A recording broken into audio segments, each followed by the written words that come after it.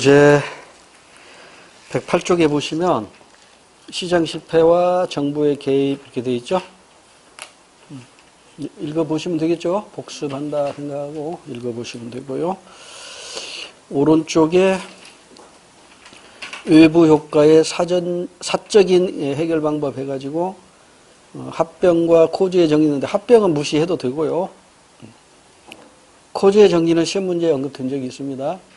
코즈의 정리 다른 말로 오염 배출권 제도, 그러니까 이 코즈의 정리는 오염 배출권 제도는 시장 원리에 적합하다, 부적합하다? 적합한 거죠. 시장 원리에 충실한 게 바로 오염 배출권 제도입니다. 그러니까 환경세라든가 환경 부담금을 부과하니까 사회적 후생이 줄어들잖아요. 이걸 좀 보완하기 위해서 등장한 게 시장에다 맡기자. 시장 원리에 충실한 오염 배출권 제도로 해결하자. 그래서 등장한 게 바로 코즈의 정리다. 이렇게 이해하시면 됩니다. 자, 나머지 이제 읽어보시면 되고요. 한 장을 넘기면 이제 정부 실패가 나오죠. 흐름이 이렇게 되죠. 기억나요? 정부, 시장. 여기서 시장 실패가 나타나요. 대표적인 시장 실패가 세계 대공황이었고요. 그래서 시장에 정부가 적극적으로 개입하자. 이게 이제 아담 스미스고, 이게 케인즈죠. 이게 자유방임이고, 이게 수정자본주라고요. 그러니까 자유방임을 외쳤던 자유방임 자본주의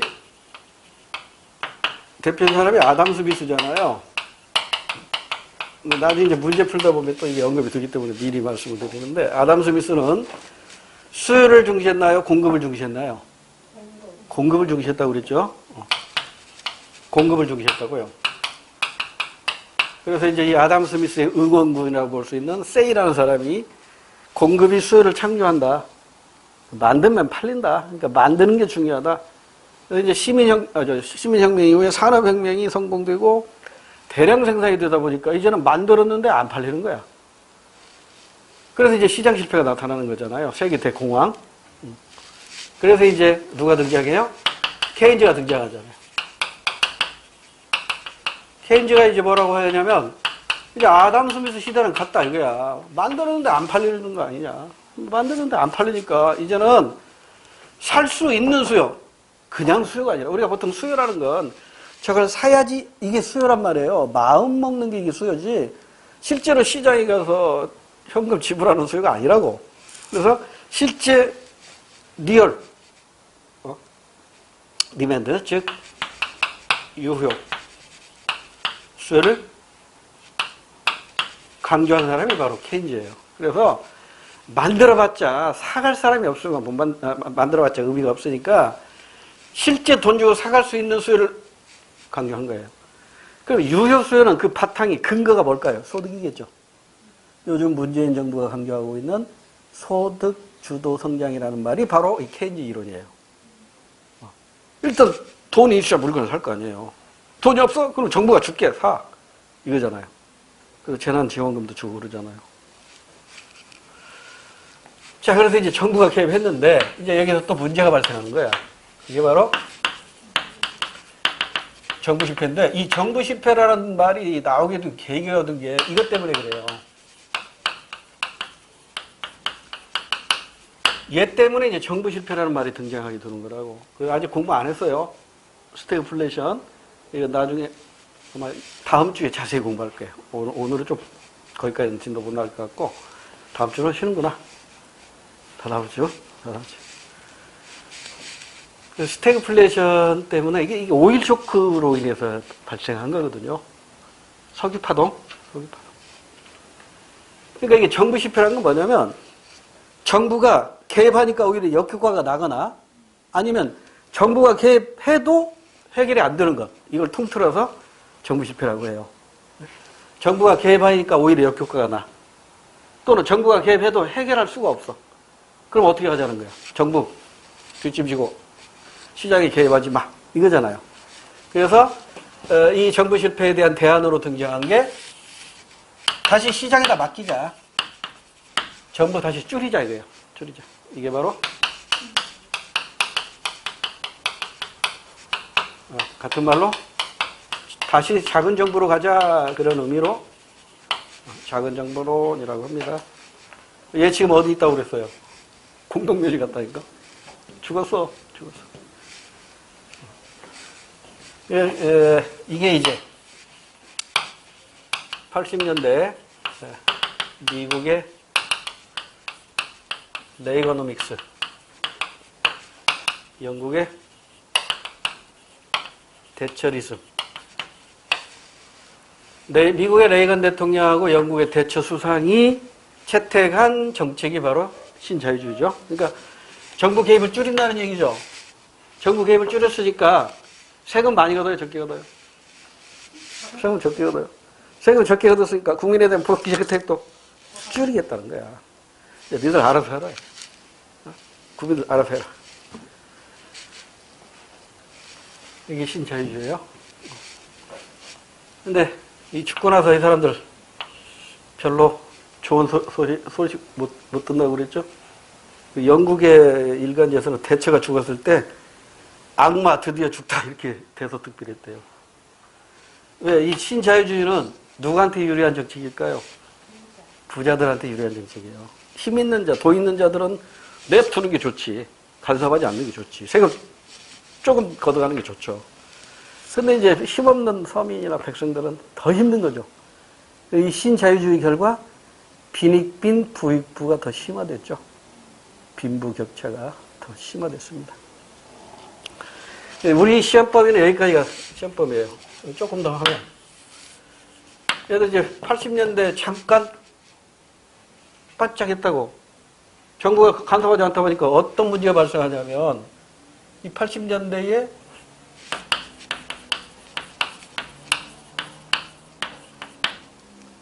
세계 금융위기가 와요. 그래서 우리나라도 이게 우리 정부의 금고가 어디죠? 정부의 금고. 한국은행. 정부 금고에 이거 달러가 이제 많이 쌓였던 달러가 바닥이 나게 된 거야. 그러니까 이제 이 나라 저 나라 빚쟁이들이 우리나라한테 야, 돈 갚아. 그냥 막 독촉을 하는 거예요. 여러분들 그러잖아요. 내 통장에 잔고가 없다는 거, 내가 가난해졌다는 거 알면 나한테 돈 빌려준 친구가 가만히 있어요? 맞아, 돈 갚아. 안 가져오면 너네 테레비 가져올 거야. 막 이러잖아요. 그러니까, 아유, 우리 정부에서 어떻게. 김영삼 정부 때잖아요.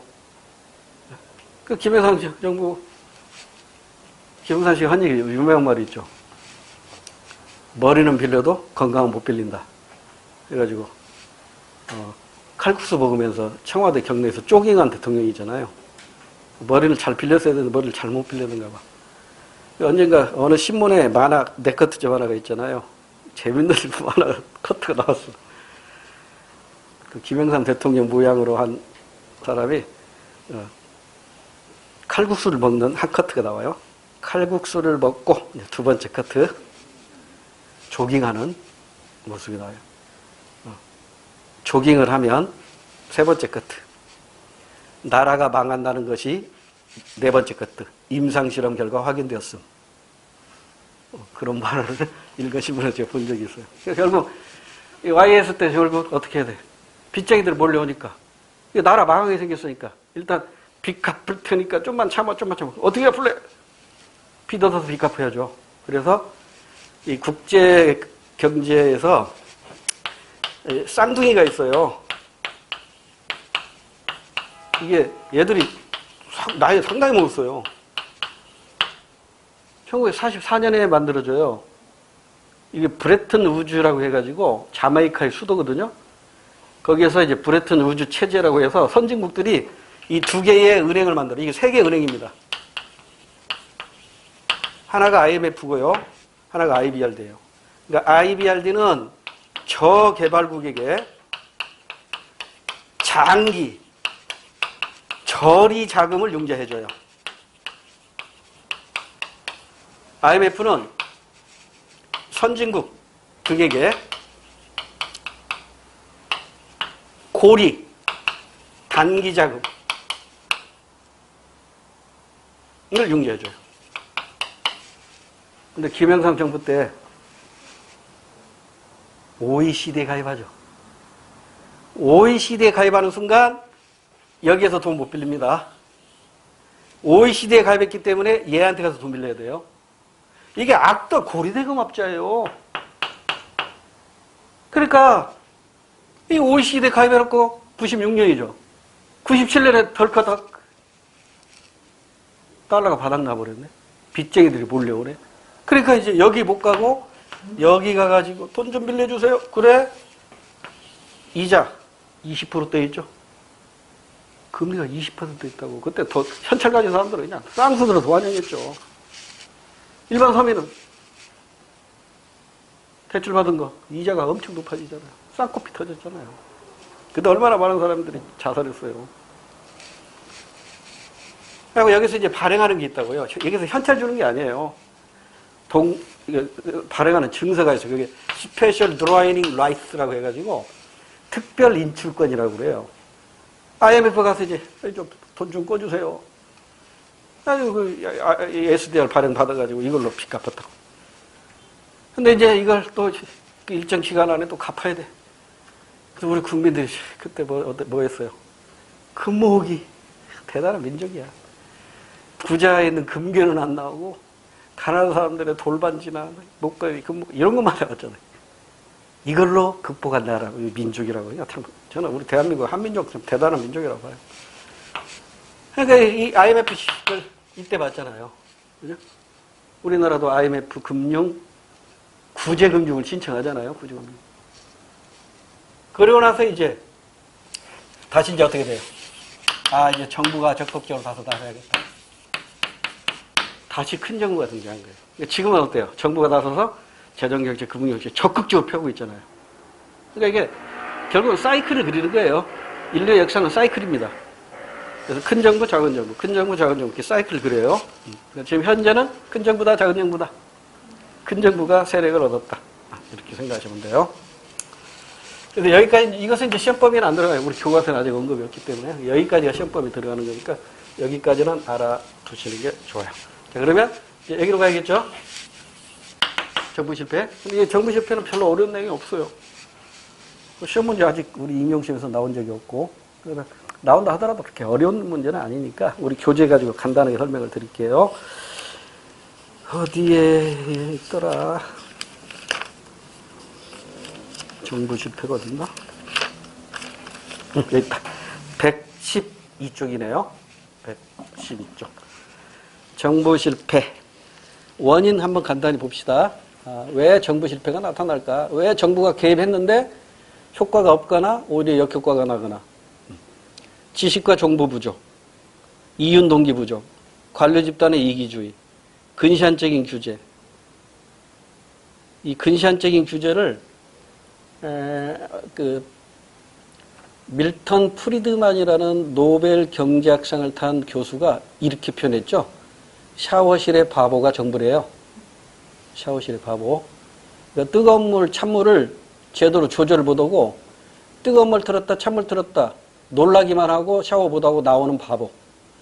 정부의 경제정책이 이랬다 저랬다 갈팡질팡하다가 국민들에게 신뢰감을 주지 못하니까 더 이상 정부를 신뢰하지 못하고 모든 경제정책이 실패로 돌아간다는 거죠. 이게 바로 밀턴 프리드만 교수가 얘기하는 근시안적인 규제죠. 샤워실의 바보 이야기. 그 다음에 뭐 정치적인 제약이라든가 이익집단의 압력. 우리나라 최대 이익집단이 전경련이죠. 근데 의사협회의 파워도 만만치 않죠. 이런 이익집단의 힘 때문에 미국에서 왜 총기 규제를 못하고 있을까요? 총기협회의 파워가 막강하거든요. 그래서 이 정부 실패 원인들이 이런 것들이다 이렇게 이해하시고요. 그 다음에 보완 방법은 뻔하죠. 정부가 발을 빼야 됩니다. 규제 완화해야 되고요. 간섭 줄여야 되고요. 공기업 민영화하면 되고요. 뭐 등등. 그 내용이 우리 책에 다 나와 있는데 별로 어려운 내용 아니니까 이건 뭐 중학교 수준으로도 충분히 이해할 수 있으라고 믿고 여러분에게 맡길게요. 자, 나머지는 참고하시고요. 넘어갈게요. 문제 꼭 풀어보시고. 자, 이제 거시경제 들어가기 전에 우리 아직 안 푼 문제들이 있잖아요. 기출문제. 이거 다 풀고 이제 거시경제로 갈 거예요. 어디로부터 가야 되냐. 9페이지부터 봅니다. 9페이지.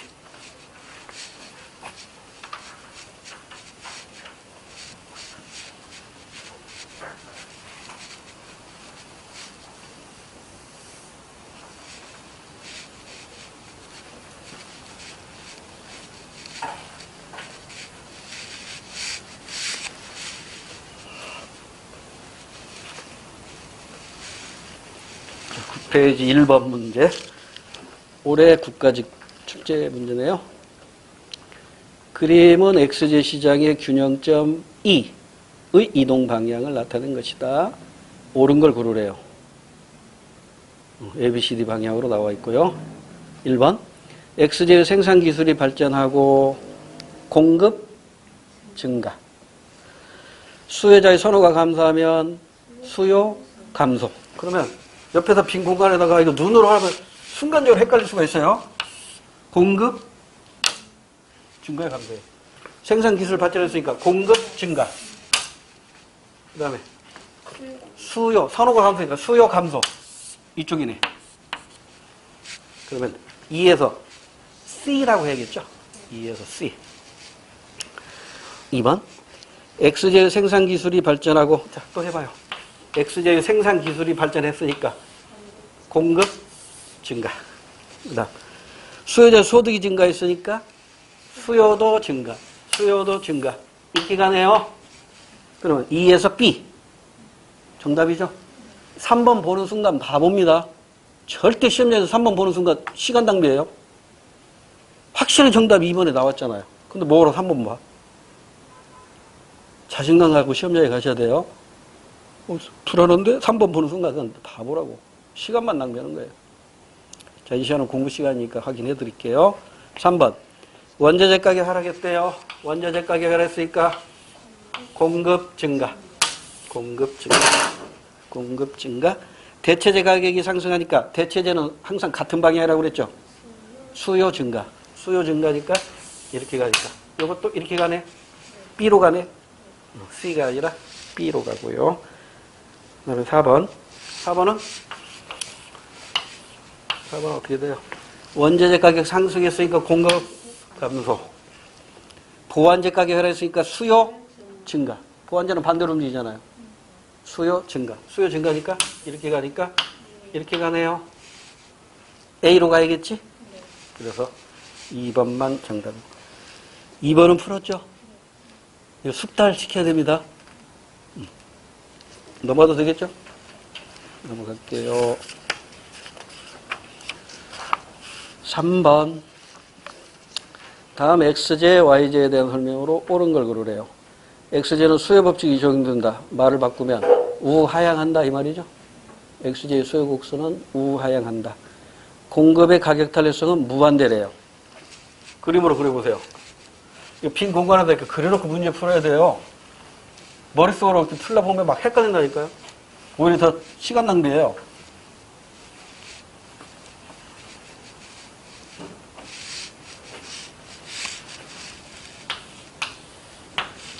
자, XJ입니다. XJ는 수요법칙이 적용되니까 수요곡선은 우하향한다는 거지. 기울기는 얼마인지는 모르지만 우하향하고요. 공급의 가격 탄력성은 무한대래요. 무한대면 이렇게 무한대니까 이거잖아.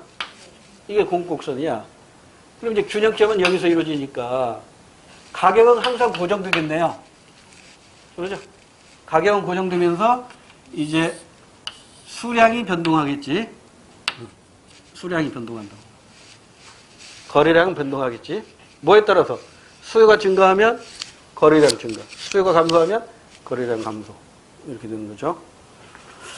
그 다음에 XJ, 이게 YJ. 그 옆에 YJ는 수요 법칙 적용된다고 했으니까 역시 수요 곡선이 우하향하게 되고요. 공급의 가격 탄력성이 0이라니까 이번에 뭐가 고정되어 있어요? 공급량이, 거래량이 고정되어 있죠. 그럼 이제 뭐가 변해요? 가격이 변하겠지. 가격이 변하겠죠. 그러니까 공급량, 거래량 이건 고정돼 있고. 자, 그럼 1번. XJ 공급은 가격에 대해 완전 비탄력이다. 완전 비탄력이 아니라 완전 탄력. 무한대니까 완전 탄력적이다라고 해야 되고요. YJ가 완전 비탄력이죠. YJ가 0이니까 완전 비탄력. 네, 1번 틀렸어요. 옳은 거 골라야 됩니다. 2번. XJ의 수요가 증가해도 YJ의 균형 거래량은 XJ의 균형 거래량은 변함없다. 수요가 증가하면 어떻게 돼요? 수요가 증가하면 거래량도 증가합니다.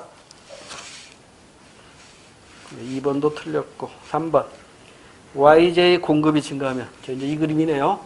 YJ 공급이 증가하면 이렇게 되네.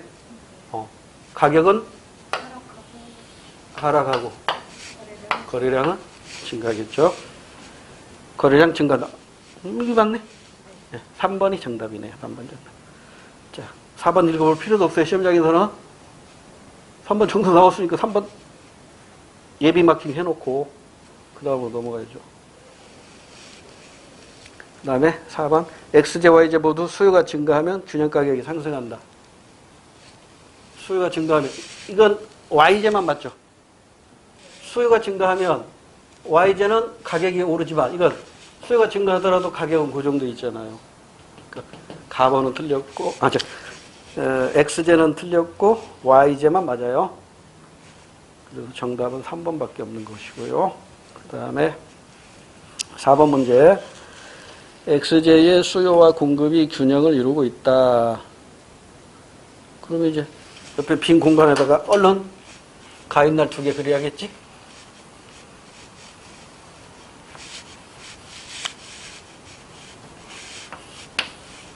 자, 일단 이렇게 그려놓고 가격은 올라가고 거래량은 줄어드는 요인을 찾으래요. 단위 상품은 정상제이며 수요와 공급의 법칙에 따른데요. XJ와 대체 관계에 있는 가격 하락. 대체 관계니까 하락, 수요, 감소. 수요 감소니까 수요 곡선이 이렇게 가죠. 그럼 가격 하락, 거래량 감소. 가격이 하락하니까 이건 틀린 거죠. 1번 틀렸고요. 2번. 소비자들의 소득 수준 향상, 수요 증가. 수요가 증가하니까 가격도 오르고 거래량도 증가합니다. 그래서 틀렸고. 3번. XJ에 사용되는 원자재 가격이 상승했대요. 공급 감소. 공급 감소. 가격 오르고 거래량 줄어드네요. 가격 오르고 거래량 줄어드네요. 정답 3번. 4번은 공급거래. 해외로부터 XJ 수입 증가. 공급 증가. 공급이 증가하면 가격 하락하고 거래량 증가합니다. 이거 눈으로 풀려고 하면 큰일 납니다. 실수합니다.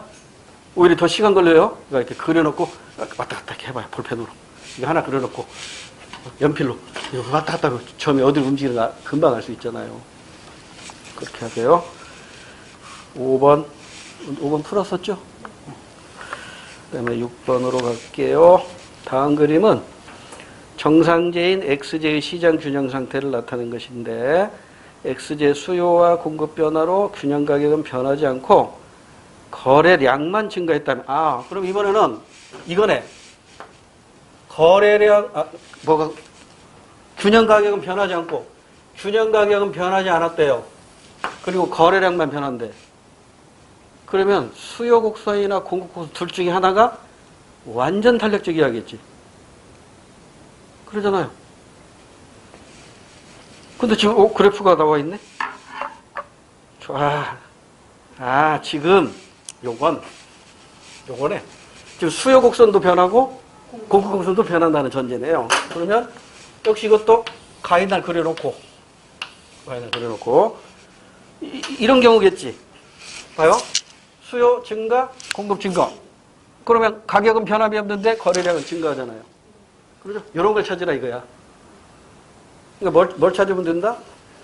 수요도 증가하고 공급도 증가할 때 가격은 변함이 없고 거래량만 증가하잖아요.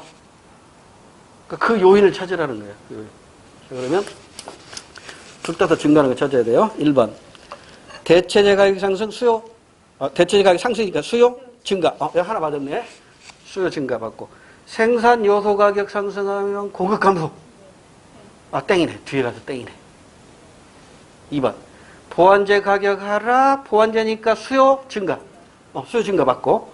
생산 기술 발전 공급 증가. 정답. 2번. 3번 가면 바보. 시간 낭비. 자, 공부 시간이니까 한번 보자고요. 3번. 소득 감소와 소득이 감소하니까 수요 감소죠? 이건 말이 안 되는 거지. 수요 증가가 나와야 되는데. 그다음에 공급자 수의 증가. 그럼 공급은 증가하겠지. 근데 공급 증가는 맞지만 수요는 감소하기 때문에 틀렸고요. 4번. XJ에 대한 선호 감소. 수요 감소잖아. 그러니까 수요 증가를 찾아야 되니까요. 틀렸고. 노동자의 임금이 상승하면 공급 감소. 공급 감소. 그래서 4번은 가격은 일정하되 거래량이 줄어드는 경우에 해당되겠네요. 됐지요? 넘어갑니다.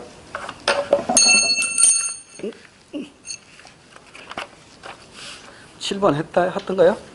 네, 7번 했고. 8번도 했죠? 네, 했고. 그 다음에 9번.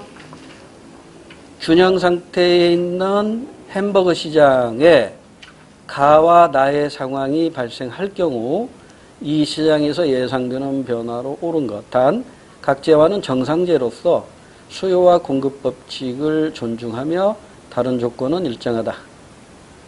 자, 그러면 햄버거 시장이라고 했으니까 일단 이것도요, 눈으로 하려고 하면 안 돼요.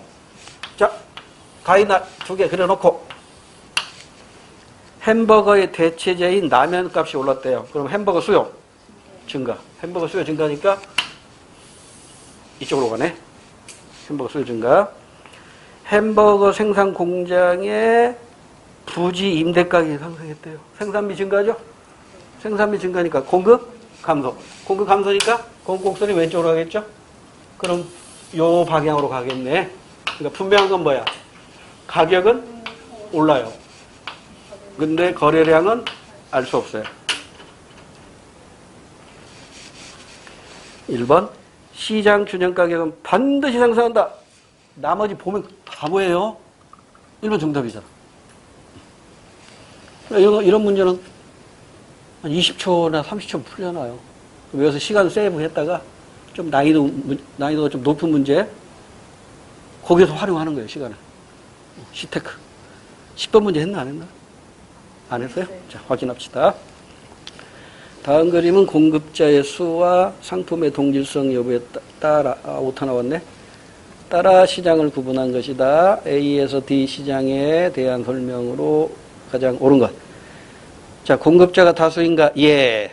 상품 질이 동질적인가? 예. D가 뭐야? 예. 가장 이상적 시장. 자원이 효율적 배분이 가장 잘 되는 D가 완전 경쟁 시장이고요. C는 뭐예요?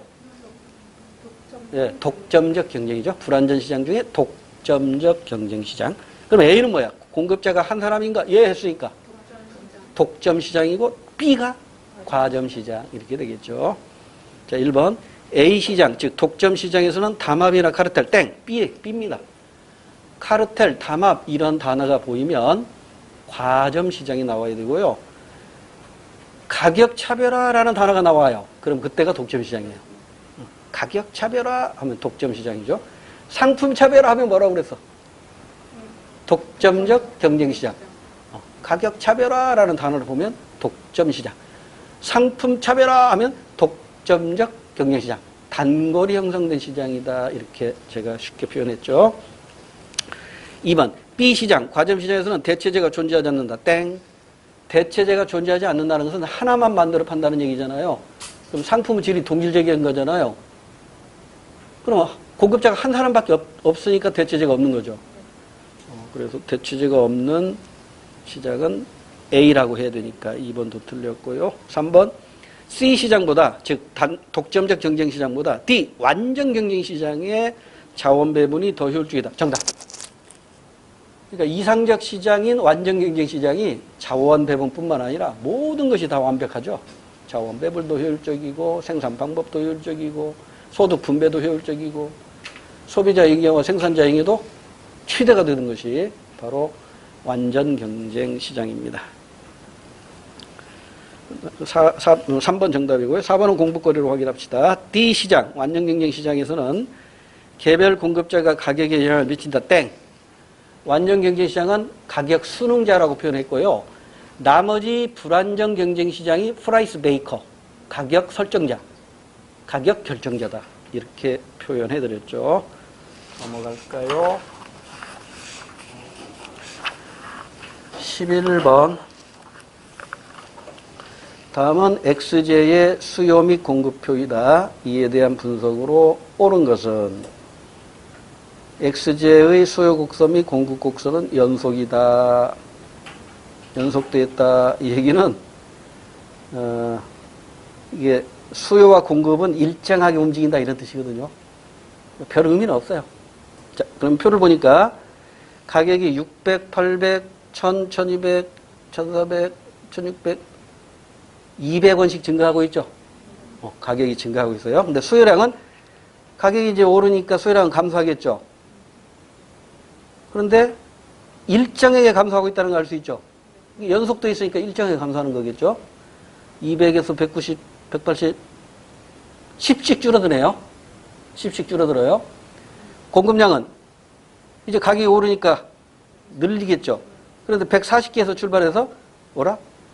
이건 160, 80, 20개씩 늘어나네요. 그러면 눈치 빠른 학생은 감 잡았어야 돼요. 거기까지 감 안 잡아도 문제푸는 데는 크게 지장은 없지만 아직 감 못 잡았다면 조금 더 가볼게요. 자, 균형 가격은 얼마? 수요량과 공급량, 수요 공급 법칙 180개에서 일치하는 1,000원이죠. 1,000원에 180개가 사고 팔린 겁니다. 그럼 총 매매액은 얼마예요? 180개 곱하기 1,000원 해봐요. 18만 원이지. 네? 18만 원이 총 매매액입니다. 또는 총 거래액입니다. 또는 총 소비액입니다. 또는 총 판매액입니다. 균형 가격 곱하기 균형 거래량 하면 되니까요. 자, 그러면 이제 옳은 거 고르라고 했어요. 1번. 균형 가격은 1,000원이고. 맞죠? 균형 거래량은 180개입니다. 360개가 아니죠. 180개를 사고 팔았지. 그러니까 뒷부분에 가서 틀렸어요. 1번 땡. 2번. 공급자가 240개를 모두 팔기 위한 균형 가격은 1,600원이다. 240개를 모두 사려고 하는 가격으로 팔아야겠죠. 자, 소비자가 240개 어디 있어? 600원 밑에 있겠네. 600원보다 쌀 때 240개 사겠네. 이해됐어요? 수요량이 가격이 600원일 때 200개잖아요. 그럼 240개를 팔려면 600원보다 싸야 240개가 팔리겠지. 그러니까 1,600원이 아니라 600원 미만이어야 돼요. 됐죠? 그 다음에 3번. 자, 아직 정답이 안 나왔네요. 이제 3번, 4번 둘 중에 하나가 정답일 텐데. 3번. 수요 법칙에 따르는 YJ가 XJ의 대체제인 경우 YJ의 가격이 하락하면 XJ의 수요가 증가하겠지. 네. YJ의 가격이 하락하면 XJ의 수요가 감소하겠죠. 그죠? 대체제니까. 그럼 수요가 감소하면 가격은 1,000원보다 밑으로 되겠죠. 그럼 1번, 2번, 3번 다 틀렸죠.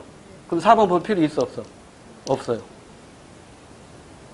근데요, 이게 참, 이 출제의 이유는요, 굉장히 착한 사람이에요.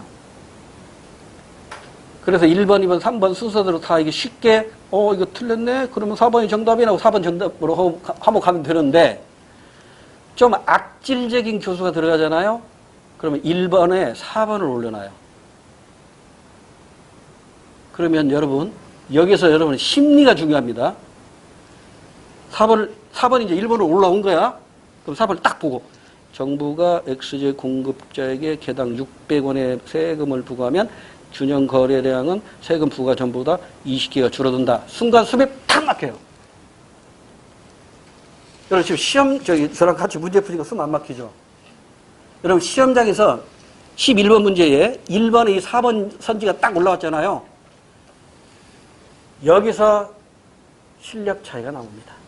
똑같은 수준의 공부량을 가지고 있는데 당락이 다르게 나타나는 이유가 시험장에서의 심리적 상태입니다. 이런 문제를 딱 부딪혔을 때 이거 어려운데 다른 사람 손도 못 대겠는데 또는 1번이 좀 이상하다? 그러면 2번부터 봐야지. 이런 사람과 이거 어떻게 해야지? 막 헤매는 거예요. 그 순간 시간은 째깍째깍 가면서 심리적으로 더 불안 초조해져요. 그래서 시험장에서 여러분이 딱 봤을 때 처음 보거나 낯선 문장이 나오죠. 그러면 스킵하거나 다음 문제로 넘어가세요. 1번, 이게 만약 1번으로 올라와 있으면 1번 스킵하고 2번, 3번, 4번을 먼저 보시라고. 그러면 의외로 쉽게 풀리잖아요. 그런데 이제 1번에 이제 막 몰입을 하는 거예요. 이거 어떻게 하지? 하는 순간 다음 문제, 다다음 문제에 영향을 줍니다. 이건 명심해서 들어야 됩니다. 자꾸 연습해야 돼요. 시험 문제 풀면서 이거 모르겠다. 그럼 이렇게 넘어뛰는 그러한 여유나 마음가짐이 필요합니다. 굉장히 중요한 말이에요. 그러니까 제가 한 30년 가까이 강의를 하다 보니까 모의고사형 학생이 있고요. 실전용 학생이 있다니까요. 모의고사는 잘 봐요. 마음 편하니까. 실전만 가면 쫄아가지고 실력 발휘를 못해요.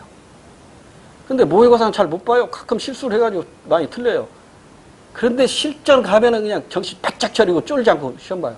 배짱을 가지고 시험을 봐요. 걔가 학교 간다니까요. 그래서 저는 모의고사 성적 잘 나오는 건 별로 안 좋아해요. 실전에서 시험 잘 보는 사람. 그리고 실전에서 잘 보는 사람은요. 거의 80, 90%는 시험 문제 어렵다고 그래요. 이번 시험 좀 쉬웠어요 하는 애들 치고 합격하는 애들 드물어요. 어렵다. 나만 어렵게 봤나? 남들 다 쉽게 본 것 같은데 그런 학생들이 합격하는 비율이 훨씬 높더라고요. 그러니까 그만큼 문제를 신중하게 풀었다는 얘기예요. 지금 제가 한 얘기는요. 문제 한두 개 풀어주는 것보다 더 소중한 얘기입니다. 항상 마인드 컨트롤 하세요. 연습 문제 풀 때도 실전처럼 하면서. 그래서 이 11번 문제가 4번 이게 1번으로 올라오면 못 푼다니까 잘. 근데 4번도 공부거리를 풀이를 해드릴게요. 근데 이건 좀 난이도가 높아요. 그러니까 난이도가 높지만 문제의 정답을 쉽게 발견할 수 있도록 이 출제위원이 배려를 한 것 같아요. 4번으로 놓은 것이. 자, 그럼 보세요. 정부가 XJ 공급자에게 600원의 물품세를 부과한다고 그랬죠. 그러면 봐요. 제가 아까 600원을 물품세를 부과하면 이게 소비자하고 생산자에게 각각 나누어서 전가되겠죠.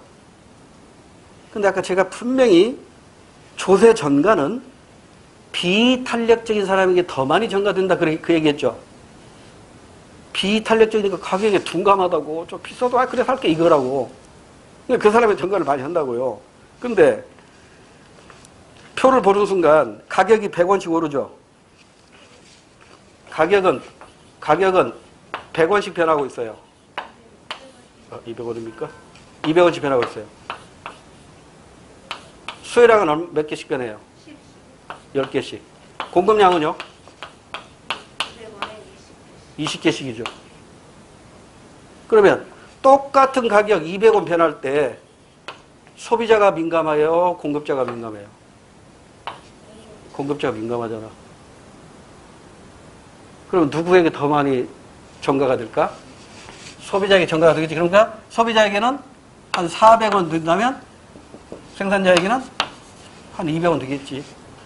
그러죠? 여기까지 이해됐어요? 자, 다시 4번 와보세요. 정부가 XJ 공급자에게 개당 600원의 세금, 물품세를 부과하면 균형 거래량은 세금 부과 전보다 20개 줄어든다. 자, 그럼 소비자가 이제 얼마에 사는 거예요? 이거는 그냥 공급자한테 600원이었는데 이거 공급자 가격을 1,100원으로 준다.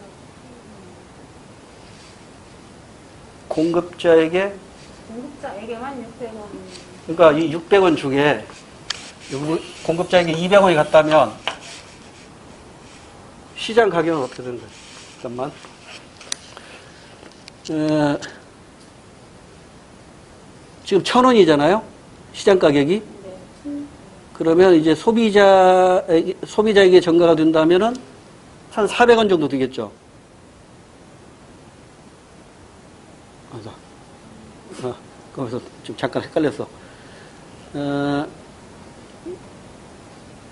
1,000원에서 600원의 물품세를 부과하면 지금 소비자보다 공급자가 더 둔감하단 말 아니구나. 수요자가 둔감한 게 아니라 말 거꾸로 했구나. 나 이렇게 하니까 헷갈렸어요. 봐요. 지금 똑같이 200원 변할 때 공급자는 20개씩 만들죠. 수요자는 10개씩 줄어들죠. 누가 더 비탄력적이에요? 공급자가 더 비탄력적인가요? 이거 해보자. 봐요. 수요 탄력성은 그러면 1,000원에서 1,200원으로 갈 때 보세요. 200변 했을 때 수요량은 10개잖아요. 근데 공급 탄력성은 200원 변할 때 20개씩 변하잖아요. 그럼 이게 크잖아요. 그러니까 수요 탄력성이 비탄력적이라고. 그럼 수요자 쪽에 정가가 더 많이 된다고. 그러면 1,000원에서 이제 소비자는 1,600원 중에 1,600원인데 소비자 가격은 어떻게 돼요? 1,400원. 생산자 가격은 1,200원. 이렇게 되잖아요. 그러면 소비자가 1,400원일 때 균형 거래량이라고 했죠. 그럼 균형 거래량은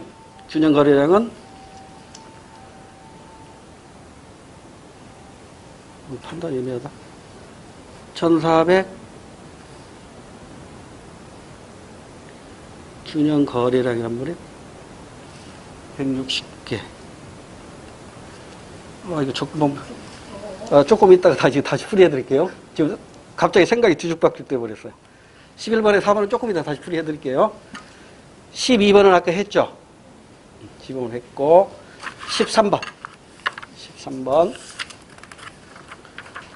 다음은 외부 효과가 존재하는 경우에 대한 설명이다. 각 빈칸에 적절한 내용으로 옳은 것은 단 우하향 수요, 우상향 공급. 외부 효과니까 생산 측의 사회적 취유적 가격보다 시장 가격이 낮다. 감 잡았어요?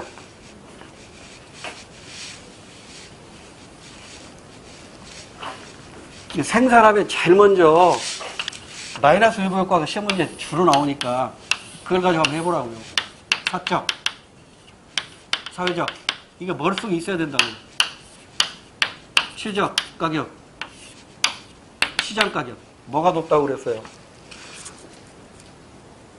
사회적 취적 가격보다 시장 가격이 낮다. 시장 가격이 낮다고 그랬죠? 그러니까 이거잖아요. 이거 바로 뭐예요? 생산에 있어서 마이너스 외부 효과란 말이에요. 그래서 사적 비용보다 사회적 비용이 크고 시장 생산량이 많고 그래서 조세 부과 이렇게 연결되는 거죠. 그럼 이제 기역, 디귿, 미음 끝난 거죠. 다시 해볼까? 자, 생산 측면의 영향, 사회적 최적 가격보다 시장 균형 가격이 낮다. 그러니까 이게 마이너스 외부 효과란 말이에요. 사회적 최적 거래량은 사회적 비용이 사적 비용보다 크다. 그러니까 기업번은 크다. 문제점. 사회적 취적 수준보다 과잉 생산되는 거죠. 과잉 생산. 그럼 개선책은 뭐야? 조세 부과. 세금 부과 또는 조세 부과 하면 되겠죠. 그 다음에 소비 측면 납니다. 사회적 취적 가격보다 시장 기준 가격이 낮다. 자, 요건 판단 잘 해야 돼요. 이제 이거 수요 곡선이 두 개겠죠. 공 곡선이 하나고. 그런데 역시 취적 가격이 높죠. 취적 가격이 높고 시장 가격이 낮잖아요. 그럼 여기가 취적 가격이고 여기가 시장 가격이니까 시장 가격은 사적 편익이고 최적 가격은 사회적 편익과 연결되는 거니까 이게 시장 소비량, 사회적 취적 소비량. 시장에다 맡기니까 과잉 과소, 과소 소비. 과소 소비니까 좋은 거야 나쁜 거야? 좋은 거니까 모자란 거잖아요. 소비에 있어서 플러스 외부 효과라고. 요걸 가지고 출제를 했어요. 자, 그러면 자, 소비 측면 나를 보세요. 사회적 취적 가격보다 시장 가격이 낮고 사회적 취적 거래량에서 사회적 편익이 사적 편익보다 크겠죠. 사회적 편익이 크니까 이게 좋은 거잖아요. 근데 이게 시장에다 맡기면 모자란다고. 그 다음에 사회적 취적 수준보다 과소 소비. 그래서 비유법. 세금 걷어야 돼요? 보조금 줘야 돼요? 보조금 줘야겠죠. 보조금 지급 이렇게 하겠지.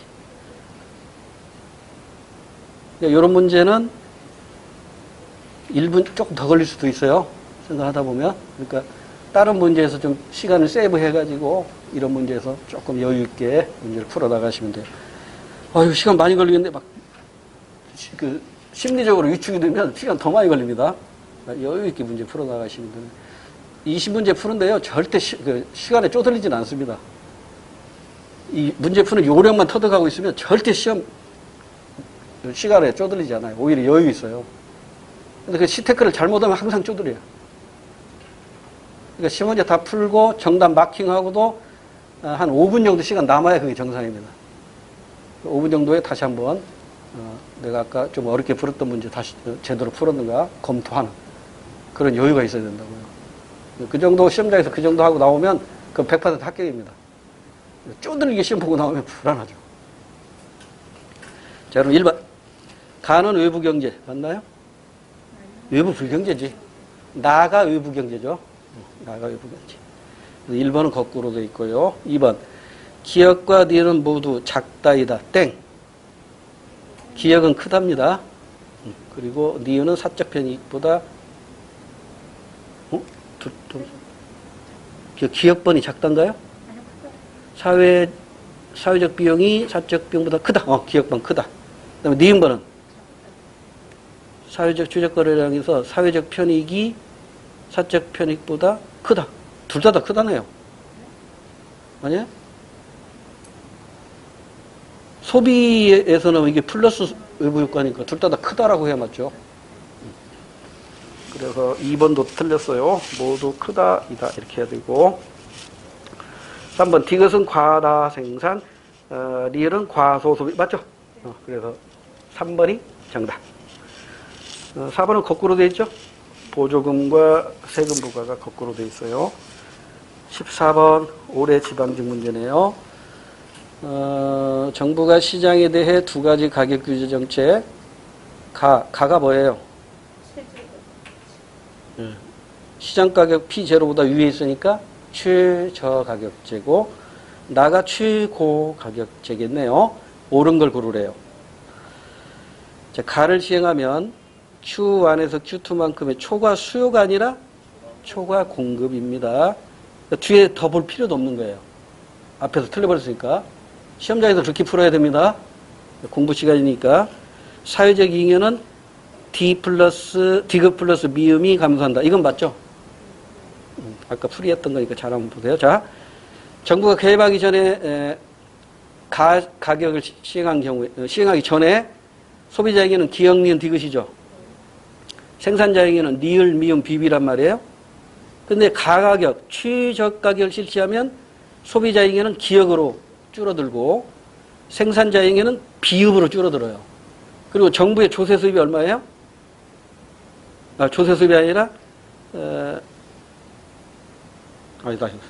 수간을 착각했는데 조세까지 갈 필요 없었는데. 자, 다시 소비자에게는 기역만 남죠? 그 다음에 생산자에게는 니은, 리을, 비읍이 남는단 말이에요. 그러면 디귿, 미음은 어디 갔냐고. 예, 이게 시장에서 흔적 없이 사라진 사회적 잉여, 이렇게 이해하시면 됩니다. 오른쪽에 나도 마찬가지죠. 디귿, 미음만큼 사회적 잉여가 소리 없이 사라집니다.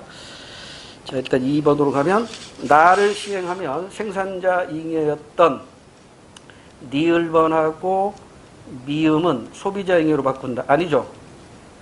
미음은 소비자 잉여가 아니라 사회적 잉여인데 사라져버리는 거잖아요. 이것도 뒷부분 틀렸고. 그 다음에 3번 가와 다 두 경우 모두 사회적 잉여 디귿 플러스 미음은 감소한다. 맞죠?